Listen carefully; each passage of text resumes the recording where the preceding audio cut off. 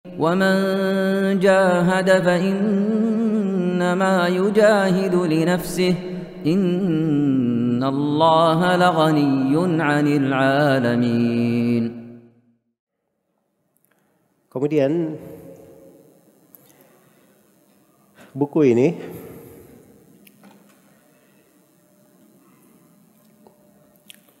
dari uraian dua orang imam dari imam ahli sunnah wal jamaah. Kita akan menerangkan sedikit dari biografi beliau berdua, dan juga saya akan terangkan dari biografi Ibnu Abi Hatim yang meriwayatkan akidah ini dari beliau berdua. Baik, kita mulai dari Abu Zur'ah Ar-Razi rahimahullahu ta'ala. Jadi ada 3 nama di sini ya. Yang pertama adalah Imam Abu Zur'ah Ar-Razi. Nama beliau Ubaidullah. Nama beliau Ubaidullah ibni Abdul Karim bin Yazid bin Farrukh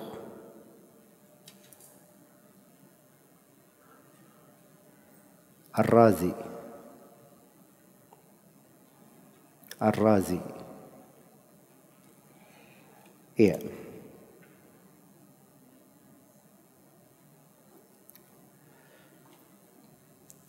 Baik.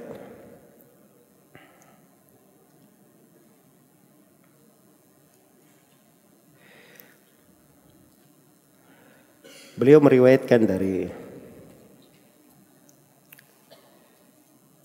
sejumlah ulama ahli hadits. Jadi seorang itu kalau di masa dahulu itu dia dikenal dengan guru-gurunya. Dia berguru dari mana? Mengambil ilmu dari mana? Sebab ilmu ini nasab. Tidak ada orang yang di dalam lingkup ilmu tidak dikenal nasabnya, tidak dikenal asal-usulnya. Itu kaidah dalam beragama, bahwa ilmu itu nasab yang dikenal. Ya, kalau ingin berguru dari guru itu diketahui dia belajar dari mana, dia mengambil ilmu dari mana. Kemudian gurunya juga diketahui siapa lagi guru yang di atasnya. Nah, itulah ilmu. Sama dengan dua orang imam ini. Iya. Jadi Abu Zur'ah Ar-Razi, beliau ini ulama ahli hadits dan beliau juga ulama ahli qiraah. Ulama ahli qiraah. Lahir di sekitar tahun 194 Hijriah. Lahir pada tahun 194 Hijriah. Dari guru-guru beliau yang terkenal adalah Imam Ahmad ibn Hanbal. Yang kedua Yahya bin Ma'in. Yahya bin Ma'in. Yang ketiga Abu Nuaim Al-Fadl bin Dukain.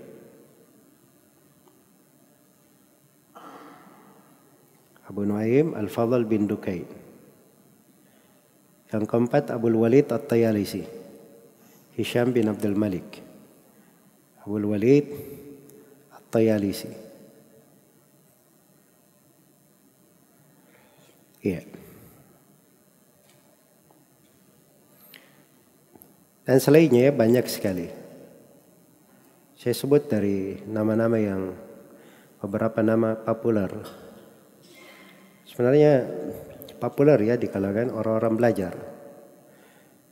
Tapi di kalangan banyak dari umat Islam mungkin nama-nama itu kurang familiar. Ya, jelas guru-guru beliau ribuan. Adapun yang paling populer meriwayatkan dari beliau atau murid-murid beliau adalah Abu Hatim Ar-Razi. Ini Abu Zur'ah dan Abu Hatim satu tabaqat. Mereka sebaya dalam umur dan mengambil dari guru. Tapi keduanya saling meriwayatkan. Abu Hatim meriwayatkan dari Abu Zur'ah, Abu Zur'ah juga meriwayatkan dari Abu Hatim. Dan di antara murid Abu Zur'ah Ar-Razi adalah Imam Muslim Ibn al-Hajjaj Al-Qushayri An-Naisaburi. Imam Muslim banyak mengambil hadits dari. Hanya saja terjadi masalah antara Muhammad bin Yahya Ad-Duhli dengan Imam Al-Bukhari. Karena itu Imam Muslim rahimahullah pada sebagian guru-guru yang terkenal beliau tidak membawakan riwayatnya di dalam kitab sahihnya. Karena itu Imam Al-Bukhari tidak ada riwayatnya dalam kitab sahih. Sebagaimana Muhammad bin Yahya Ad-Duhli juga tidak ada riwayatnya dalam kitab sahih Muslim. Tapi untuk Abu Zur'ah Ar-Razi beliau punya riwayat, satu riwayat saya. Cuma satu riwayat. Iya.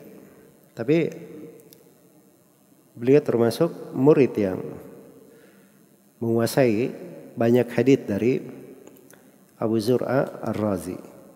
Di antara murid beliau juga adalah Abu Isa At-Tirmidzi, Imam At-Tirmidzi yang terkenal. Dan di antara murid beliau juga adalah Abu Abdurrahman An-Nasai, Imam An-Nasai. Demikian pula Ibnu Majah Al-Quzwaini. Iya. Dan selainnya dari para ulama di berbagai negeri. Dari Mesir, dari Kufa, dari Medina. Banyak murid-murid beliau. Iya. Imam Ahmad rahimahullah berkata bahwa tidak pernah ada yang melewati jembatan Baghdad yang lebih hafal hadits daripada Abu Zur'ah Ar-Razi ini. Dan beliau berkata bahwa Abu Zur'ah Ar-Razi ini menghafal 700.000 hadits. Menghafal 700.000 hadits. Bahkan suatu hari Abu Zur'ah Ar-Razi datang berkunjung ke tempat Imam Ahmad. Datang berkunjung ke tempat Imam Ahmad. Maka beliau tidak keluar untuk sholat kecuali sholat 5 waktu saja. Dan sholat-sholat sunnahnya beliau juga tidak lakukan. Beliau menggunakan seluruh waktunya untuk duduk dengan Abu Zur'ah Ar-Razi. Abu Zur'ah Ar-Razi termasuk murid beliau. Tapi ada di istilah ahli hadits disebut dengan nama mudzakarah. Mudzakarah. Iya. Ini dari sunnah di dalam belajar jarang kelihatan di masa sekarang. Jarang kelihatan di masa sekarang. Kenapa jarang kelihatan di masa sekarang? Karena orang-orang yang belajar kadang belajarnya setengah-setengah. Dan kadang datang ke majelis ilmu bukan untuk belajar sebagaimana mestinya. Tapi kadang ke majelis ilmu ada yang sebagiannya seling galau, ada yang sebagiannya sekedar senang saja hadir taklim. Ya. Ada yang sebagiannya karena ada temannya di situ, dia juga ikut hadir. Tapi kalau belajar dengan benar-benar belajar, ini seorang penuntut ilmu di masa dahulu itu beda sekali dengan banyak penuntut ilmu di masa sekarang. Ini termasuk musibah sebenarnya di masa ini. Innalillahi wa inna ilaihi raji'un. Iya. Lihat ya Imam Ahmad ini. Beliau dari imam, semua orang datang Imam Ahmad. Tapi begitu datang Abu Zur'ah Ar-Razi, beliau hanya sholat 5 waktu di masjid. Tidak sholat sunnah. Banyak duduk mudzakarah. Mudzakarah itu, ini Imam Ahmad dia baca riwayat-riwayatnya yang dia hafal di satu bab. Abu Zur'ah Ar-Razi berkata bahwa riwayat-riwayat itu juga saya hafal dari jalur begini dan begini. Dia sebutkan jalurnya. Kemudian kalau dia ada tambahan, saya hafal juga riwayat begini dan begini. Nah, di majelis mudzakarah itu kadang nampak manfaatnya. Pertama memperkuat hafalan riwayat, memastikan riwayat-riwayat. Yang kedua, dia bisa mengoreksi riwayatnya secara keseluruhan. Yang ketiga, dia bisa menambah atau bisa mengambil faedah dari riwayat-riwayat. Ya, dan itu metode setelah seorang menerima ilmu, menghafalnya. Nah, kalau dia ketemu sama orang-orang yang semisal dengannya, maka mereka mudzakarah, saling mengingatkannya. Saling mengingatkannya. Ya. Jadi Imam Ahmad rahimahullah, beliau berkata, saya lebih mendahulukan duduk dengan Abu Zur'ah Ar-Razi daripada saya melakukan sholat-sholat sunnah. Daripada melakukan sholat-sholat sunnah. Karena sholat sunnah itu, kalau seorang sibuk, ada hal yang penting, boleh dia tinggalkan. Dan kalau dia sudah punya kebiasaan, tapi karena ada kesibukan, mungkin itu menjadi udzur baginya. Menjadi udzur baginya. Nah, ini Imam Ahmad rahimahullah itu menjadikan mudzakarah dengan Abu Zur'ah Ar-Razi itu lebih penting daripada dia melakukan sholat sunnah. Daripada melakukan sholat sunnah. Nah, ini kalau dilihat di sirah para ulama, luar biasa yang seperti ini. Ya. Bagaimana mereka memanfaatkan waktu dan kesempatan. Karena itu kata Al-Hafidh Al-Mizzi rahimahullahu taala, wa man hazal ilma wa dzakarahu salahat dunyahu wa akhiratuh fa'adim lil ilmi mudzakaratuh fahayatul ilmi fa'adim lil ilmi mudzakaratan fahayatul ilmi mudzakaratuh. Kata beliau, siapa yang mendapatkan ilmu kemudian selalu dia ulang-ulangi, maka akan baik urusan dunia dan akhiratnya. Maka perdalamlah selalu mudzakarah, mengulangi ilmu itu. Karena hidupnya ilmu dengan selalu dimudzakarah. Hidupnya ilmu dengan selalu dimudzakarah. Iya. Baik.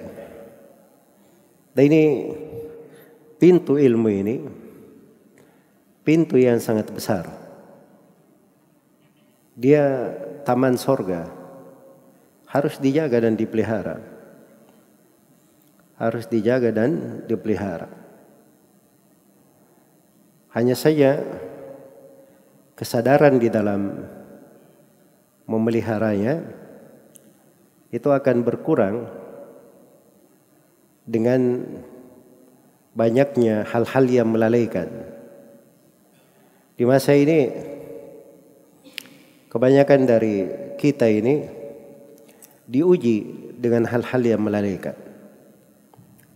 Perkara-perkara yang sia-sia, kadang tidak berguna dan kadang dosa dan kemaksiatan, waliyadzubillah.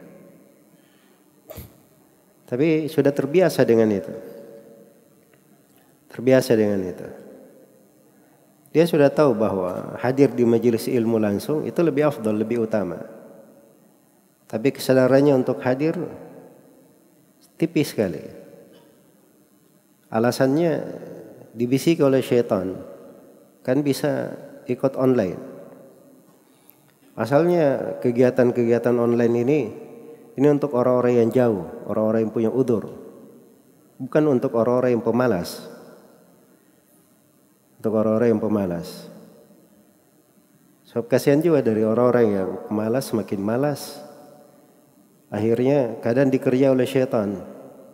Oh ya sudah nggak apa-apa, kita online aja, kan sama aja, taklim juga. Iya. Online sambil ngopi, sambil tidur. Kadang yang dia dengarkan juga, karena dia tidur-tiduran akhirnya tidur benaran. Oh nanti kalau tertidur gampang, saya bisa putar ulang. Gampang syaitan, setelah itu sibuk. Malah setelah 1 pekan dia lupa bahwa ada pelajaran kemarin yang harusnya dia harus ikut. Itulah syaitan menjauhkan manusia. Ya memang kalau kita melihat di dalam sirah dari para ulama, semangat mereka dan cara mereka di dalam belajar itu akan menampakkan bahwa pada kita ini ada musibah-musibah yang menimpa kita.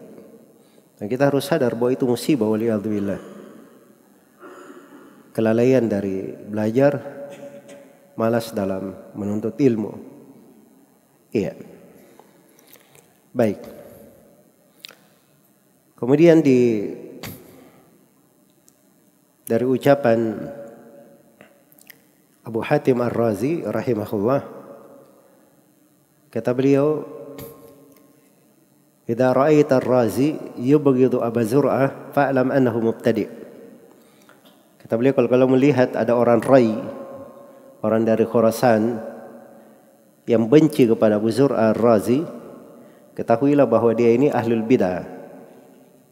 Dia ini adalah ahlul bid'ah. Karena tidak ada yang tidak suka kepada ulama ahli sunnah kecuali ahlul bid'ah.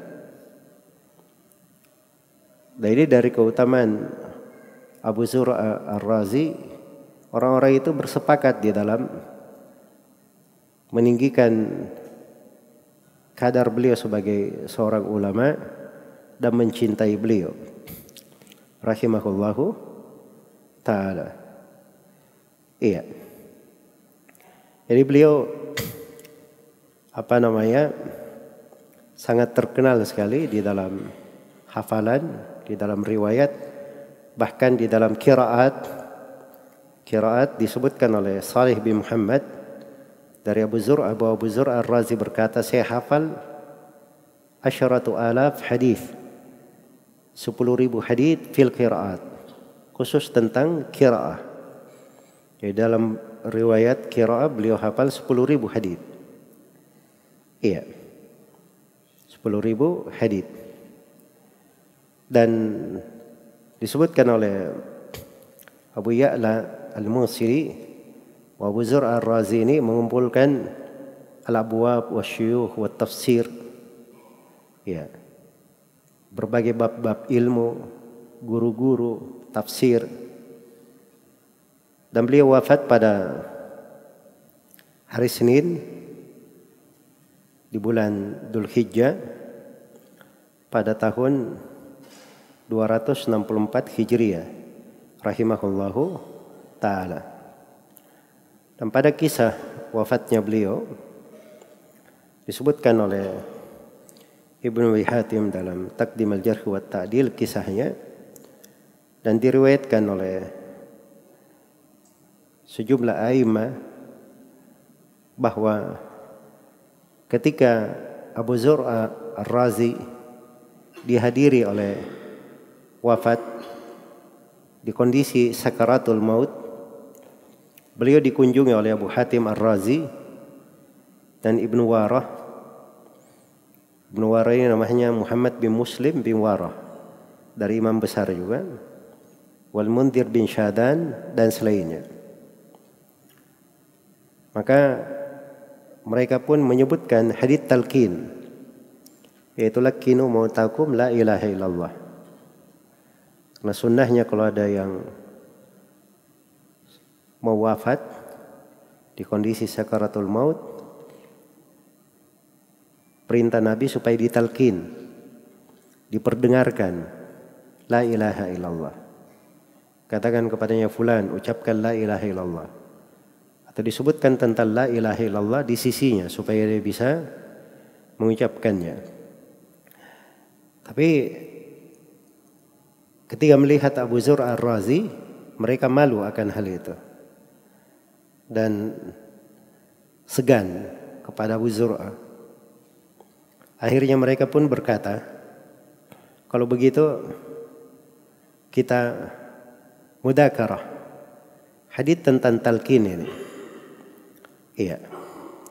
Tentang satu hadits tentang la ilaha illallah. Maka mulailah Ibnu Warah, dan beliau lebih tua umurnya. Beliau berkata, haddatsana Abu Asim qala haddatsana Abdul Hamid bin Ja'far an Salih. Dan dia enggak mampu untuk melanjutkan. Maka Abu Hatim pun berkata, haddatsana Bundar qala haddatsana Abu Asim an Abdul Hamid bin Ja'far an Salih. Kemudian berhenti juga. Dan yang lainnya diam. Ada Abu Zur'ah Ar-Razi rahimahullah di kondisi sakaratul maut, mendengar mereka membacakan riwayat itu, cuma disebut potongan sanadnya, tapi beliau sudah tahu apa maksudnya dan apa hadits yang mau dibacakan. Maka di posisi sakaratul maut, beliau membacakan sanadnya sendiri. Kata beliau, haddatsana Bundar qala haddatsana Abu Asim. Bundar itu namanya Muhammad bin Bashar, sedangkan Abu Asim namanya Ad-Dhahhak bin Makhlad. Qala haddatsana Abdul Hamid yaitu bin Ja'far an Salih ibni Abi Arib an Katsir bin Murrah an Mu'ad bin Jabal radhiyallahu anhu annahu qala qala Rasulullah sallallahu alaihi wasallam man kana akhir kalamihi la ilaha illallah dakhala al-jannah. Siapa yang akhir ucapannya la ilaha illallah, maka dia akan masuk surga. Setelah akhir hadits ini keluar ruh beliau. Di sebagian riwayat dikatakan ketika beliau berkata man kana akhir kalamihi la ilaha illallah, keluar ruh beliau. Itu husnul khatimah. Karena memang kerjaannya selalu di atas hadits, mudzakarah hadits. Itu dimudahkan di lisannya. Seorang itu kalau lisannya terbiasa membaca Al-Quran, maka dia akan mudahkan dengan Al-Quran itu. Dia terbiasa dengan riwayat dan hadits, maka dia akan terbiasa dengan hal itu. Iya, terbiasa dengan hal tersebut. Kalau dia kebanyakan di hatinya isinya adalah Allah dan hari akhirat, maka kebanyakan pembicaranya seputar Allah dan hari akhirat. Seputar Allah dan hari akhirat. Iya. Dan itu husnul khatimah. Itu tidak datang begitu saja. Kita melihat dari sirah Abu Zur'ah Ar-Razi, bagaimana beliau di kehidupannya, bagaimana beliau berkeliling ke negeri-negeri menghafal hadits-hadits Rasulullah sallallahu alaihi wasallam, mengambil dari akidah yang terwarisi dari Nabi, bagaimana beliau mengajarkannya kepada manusia, menjaga, memelihara, merawatnya. Iya. Abu Zur'ah Ar-Razi yang kalau disebut si fulan meriwayatkan begini, beliau katakan si fulan itu lemah riwayatnya. Ada si fulan dia meriwayatkan begini, itu haditsnya bagus, nggak ada masalah. Ada yang meriwayatkan begini, banyak haditsnya bagus, tapi riwayat itu ada kelirunya. Itu Abu Zur'ah Ar-Razi. Iya. Orang-orang yang seperti inilah yang dikatakan oleh Yunus bin Abdul A'la, umat Islam akan selalu ada di atas kebaikan selama Abu Zur'ah Ar-Razi ini masih hidup. Karena beliau ini menjalankan tugasnya sebagai seorang alim, yaitu tugas para ulama, menerangkan apa yang diperlukan untuk manusia. Dia bukan duduk menerangkan hal-hal yang orang akan respect dan senang dengan dia saja.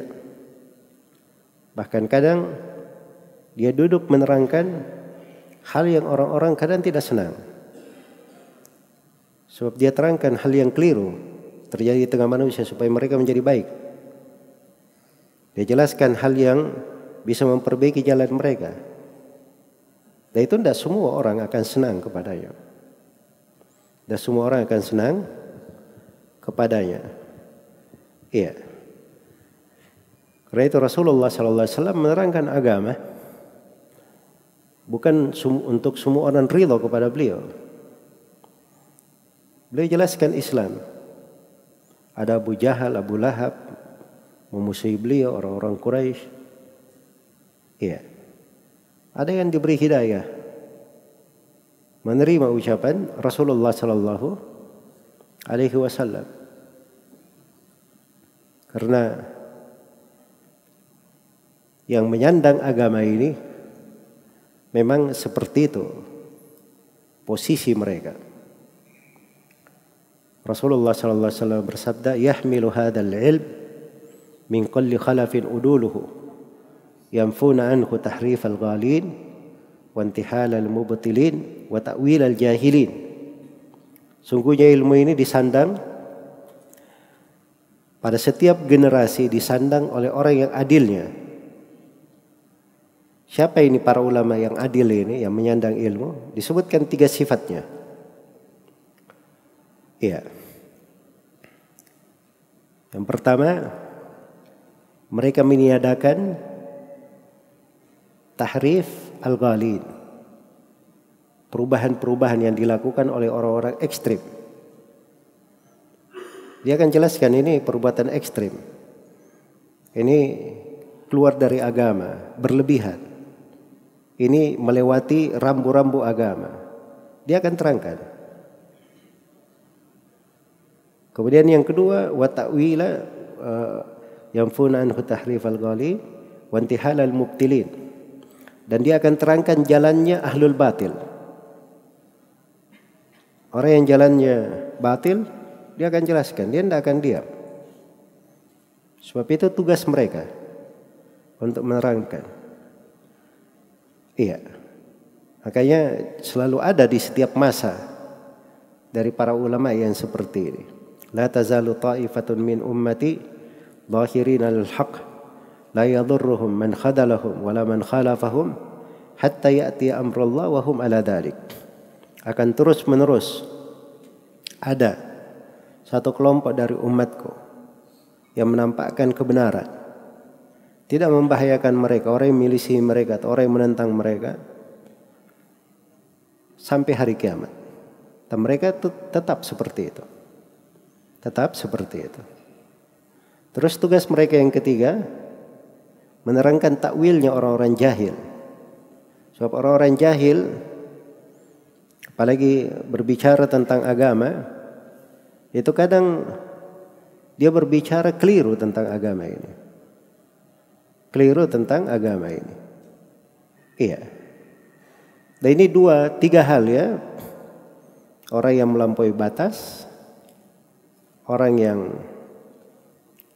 di atas kebatilan, berlaku batil. Kemudian yang ketiga, orang yang jahil, kejahilan. Ini perbuatan mereka ini sebabnya kembali kepada 2 hal. Hawa nafsu dan kejahilan. Itu 2.